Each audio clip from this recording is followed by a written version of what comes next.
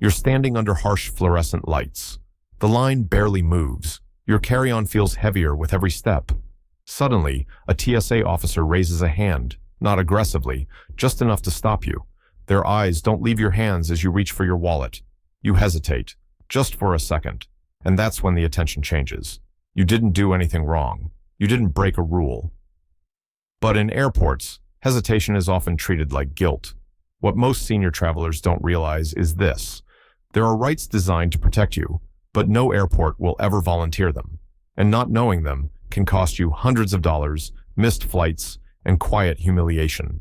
Airports were not designed to be friendly. They were designed to be efficient, predictable, and profitable. Over the past decade, security agencies and airlines have quietly shifted their systems.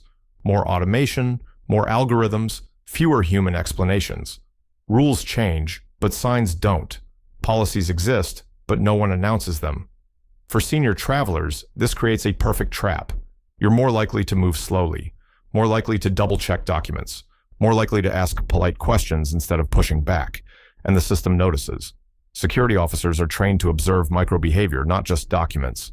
Gate agents work under pressure to enforce size limits, fees, and boarding order, often without explaining alternatives you legally have.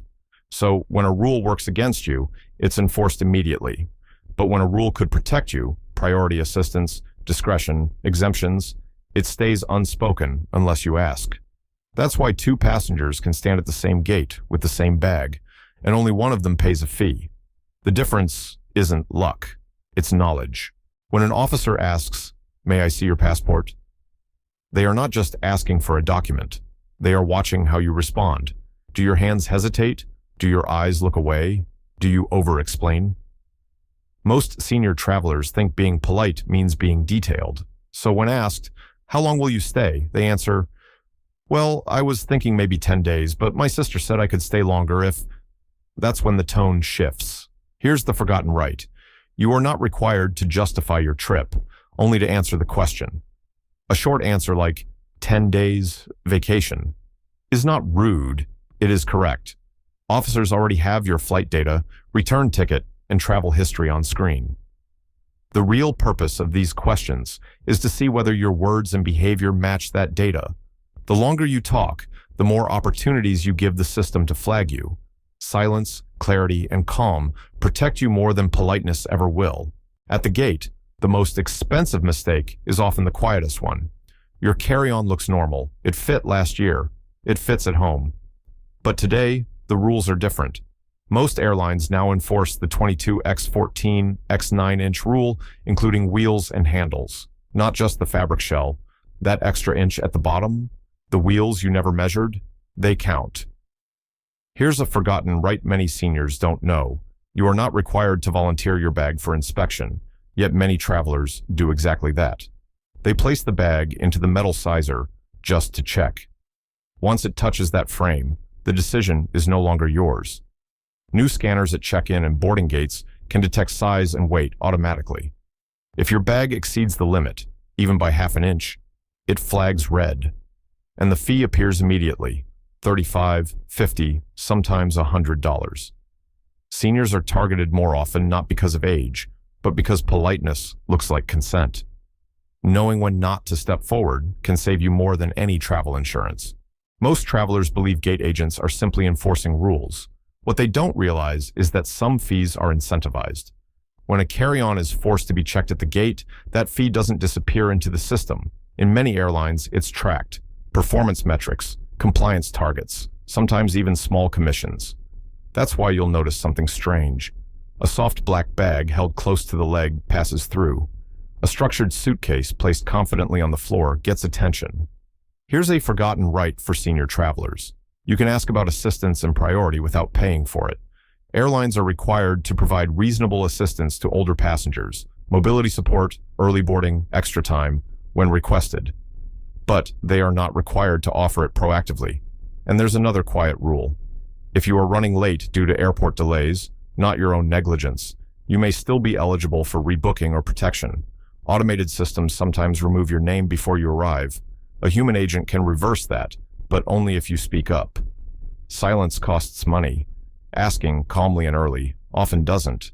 Picture two travelers standing at the same gate. Both are over 60. Both have the same boarding group. Both carry similar bags. One of them steps forward nervously, places the bag into the metal frame, and waits. The light turns red. A card reader appears. The fee is non-negotiable. The other traveler waits. They board when their group is called. No frame, no discussion, no charge. The difference isn't attitude. It isn't luck. It's awareness. Now, imagine missing a connection by minutes. One traveler accepts the automated message, "You've been removed." They sit down, overwhelmed, and buy a new ticket. The other asks a simple question. "Can you check if this delay qualifies for protection?" One leaves frustrated and out hundreds of dollars. The other is rebooked quietly. Airports reward confidence, brevity, and knowledge. They punish hesitation, especially when it looks like compliance. The good news is this: protecting yourself doesn't require confrontation. It requires preparation. Start small. Carry a portable luggage scale. $10 can save you $100 at the gate. Choose bags labeled current airline compliant, not just carry-on size. And remember, wheels and handles count. Keep power banks under 100 watt-hours and make sure any smart suitcase battery can be removed. Security delays often come from electronics that won't turn on when requested. Prepare 2 or 3 short, neutral answers before you travel. Length of stay, purpose of trip, return plan. And most importantly, use this sentence: do you have assistance available for senior passengers? That single question can unlock early boarding, mobility support, and extra time without fees. Polite, direct requests activate rights the system won't advertise. As airport technology becomes stricter, human discretion becomes rarer. Those who prepare will move smoothly. Those who don't will pay for it. Airports don't operate on kindness. They operate on rules and on what you know about them. As a senior traveler, you are not a burden. You are protected when you choose to use those protections. Knowledge turns hesitation into confidence, and confidence keeps your journey quiet. If this helped you, share it with someone who travels alone or feels rushed at airports. And subscribe to learn the rules no one announces, but everyone enforces.